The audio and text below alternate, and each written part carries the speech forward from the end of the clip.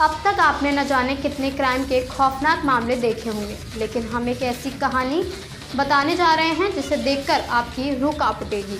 उत्तर प्रदेश के इटावा जिले से आई इस कहानी ने पूरे इलाके को हिलाकर रख दिया। एक इंजीनियर जिसका नाम राघवेंद्र है, उसकी ज़िंदगी एक दर्दनाक अंत तक पहुंची। राघवेंद्र जो दिल्ली की एक कंपनी में इंजीनियर था, 2 दिन पहले उसके घर से उसकी जली हुई लाश बरामद हुई। पड़ोसियों ने इस भयानक घटना की सूचना पुलिस को दी, जिसके बाद मौके पर पहुंची पुलिस ने शव को पोस्टमार्टम के लिए भेज दिया और मामले की जांच में जुट गई। पुलिस की शुरुआती जांच में चौंकाने वाले तथ्य सामने आए हैं। राघवेंद्र न केवल अपनी पत्नी के साथ मारपीट करता था, बल्कि अपनी प्रेमिका को भी ब्लैकमेल करके परेशान करता था। इन अत्याचारों से तंग आकर राघवेंद्र की पत्नी और प्रेमिका ने मिलकर उसकी हत्या का खौफनाक प्लान बनाया। पुलिस ने जब तहकीकात की तो परत दर परत सच्चाई सामने आने लगी।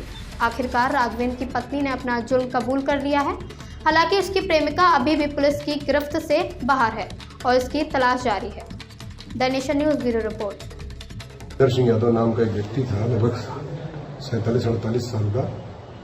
उसकी जो है एक बिस्तर के अंदर जो है अधजली डेड बॉडी मिली थी और जब पोस्टमार्टम कराया गया शव को कब्जे में लेकर के और उनकी पत्नी से और पूछताछ की गई तो उन्होंने बताया कि जो है एक प्रेमिका थी। उस प्रेमिका और पत्नी के बीच में ये मामला चल रहा था। प्रेमिका के उन्होंने काफ़ी कुछ फोटो भी खींच लिए थे, ऐसा बताया जाता है। तो वो ब्लैकमेल करते थे प्रेमिका को और पत्नी को भी मारते पीटते थे। तो दोनों ने आपस में एक संबंध बना रखे, आपस में एक सिस्टमैटिक ढंग से उसको जो है एक तालमेल करके इसको मारने का प्लान बनाया और नुमाइश में घूमने के बाद रात में जो है उनको एक नशीला पदार्थ खिला करके सुला दिया। उसके बाद उसमें आग प्रदान कर दिया उसमें। और पहले उनके सर पे, जैसा कि बता रही है पूछताछ से, उसने जो है लोहे की मूसल से, जो लोहे का मूसल होता है जिससे पीछा जाता है, उससे सर पे चोट पहुंचाई थी। पोस्टमार्टम रिपोर्ट में भी ये बात आई हुई है कि हेड इंजरी, उनके हेड पे जो है चोटें पहुंचाई गई हैं, जिसकी वजह से वास्तविक मृत्यु हुई है। और इससे साबित होता है कि उनकी जो मृत्यु हुई है वो वास्तव में जलने से नहीं हुई है, बल्कि उनको पहले चोट पहुंचाया गया था और वो पुलिस को गुमराह करने के लिए इस तरह का एक प्रदर्शन किया गया था, ताकि जो है लगे कि शॉर्ट सर्किट में जल की उनकी मृत्यु हो गई।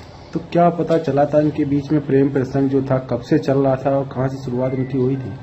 ये लोग पहले शलदा औरैया के रहने वाले थे और वहां पर ही इनके किराए के मकान में वहां निवास करते थे और दोनों प्रेमिका भी वहीं रहती थी और पत्नी भी वहीं रहती थी।